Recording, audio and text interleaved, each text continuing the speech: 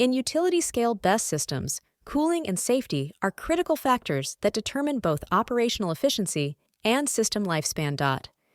There are three main cooling technologies, each with specific characteristics, advantages, and limitations. Liquid cooling, with an accuracy of 2 degrees Celsius, offers the highest thermal accuracy, extends system lifespan, and enables continuous operation in harsh climates. It is the recommended solution for installations over 10 MAWH. Hybrid cooling, with liquids and active ventilation, allows control to ACE1. 2.5 degrees Celsius and stands out for its redundancy and energy efficiency, although it involves greater maintenance complexity. Air cooling, with tolerances of ACE3. 5.0 degrees Celsius has a lower initial cost and simple maintenance, but suffers from greater climatic limitations and lower thermal efficiency. The graph below left compares these three solutions under different climatic conditions.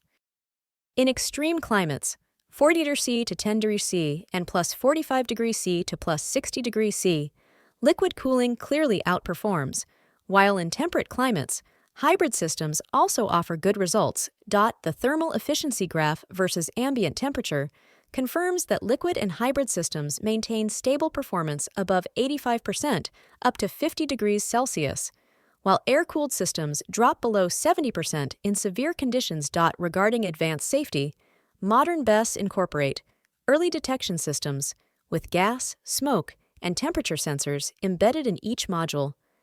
Automatic fire suppression, with clean agents activated in less than 10 seconds upon confirmed detection. Thermal containment, based on passive barriers between cells, prevents chain-to-chain propagation. Advanced monitoring, with BMS at the cellular level that detect anomalous patterns using spectroscopic algorithms. Regarding international certifications, three key references are essential. UL 9540A, focused on thermal propagation analysis at the complete system level. IEC 62933, which regulates safety and installation requirements in European environments. And NFPA 855, focused on fire protection for large installations. The final recommendations for design engineers include liquid cooling for systems over 10 MUEH. Hybrid cooling as a minimum standard in climate-challenged areas.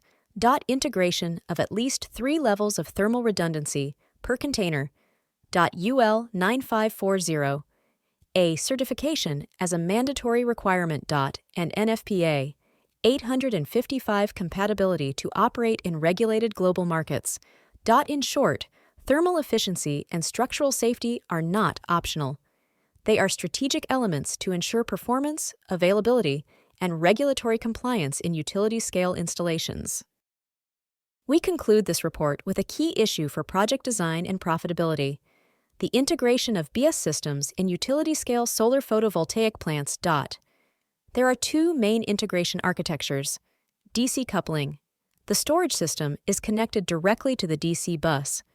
This option allows for greater overall efficiency of between +2% and +3%, reduces CAPEX by sharing an inverter with the PV system, and allows for the capture of excess solar energy that would otherwise be lost through clipping. On the other hand, it implies less operational flexibility and requires a more complex electrical design, especially in retrofits. AC coupling. Here, the BESS is connected in parallel using its own inverter.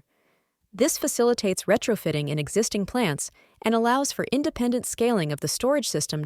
On the other hand, it has higher investment costs and double conversion losses. In terms of application cases, the main scenarios where a BESS adds value to photovoltaic projects are time shifting, shifting solar generation to peak consumption hours. Firm capacity, guaranteeing firm power in PPA contracts, which can increase revenue by up to 25%. Frequency regulation, ultra-fast response for ancillary services, 200 ms, with high profitability. Energy arbitrage and peak shaving, revenue optimization through price differentials or demand penalties. From an economic perspective, the graph below shows the comparison of LCOE versus market value according to different configurations. The hybrid PV plus BESS solution with 4 hours reduces the LCOE by 20% compared to standalone PV and enables a 35% revenue increase in scenarios signed with firm capacity PPAs. It is expected that by 2026, 65% of new industrial-scale photovoltaic projects will already integrate BESS storage from the design phase. Finally, practical recommendations for engineers are presented. Optimal system sizing. BESS PV ratio between 25 to 40% depending on the use case. Preferred technology. Liquid-cooled LFP for safety and thermal efficiency. Recommended configuration. DC coupling for new plants.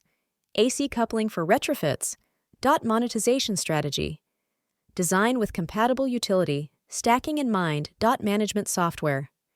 Implement platforms with predictive AI, integrated with the plant's EMS and grid prediction systems. With this, we conclude this technical report.